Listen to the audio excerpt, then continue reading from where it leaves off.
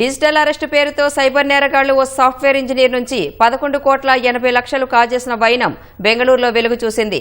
November 25 నుంచి December 12 మధ్య ఈ మొత్తాన్ని దోచుకున్నట్లు బాధితుడు పోలీసులకు ఫిర్యాదు చేశాడు.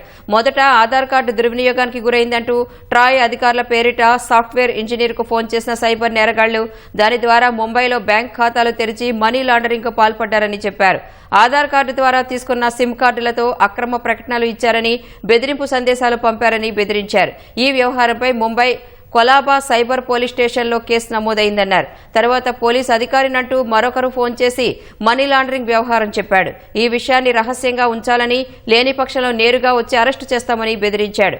తర్వాత స్కైప్ ద్వారా వీడియో కాల్స్ చేసిన సైబర్ నేరగాళ్లు పోలీస్ అధికారి వేషధారణలో ఉండటంతో బాధితుడు భయపడిపోయాడు.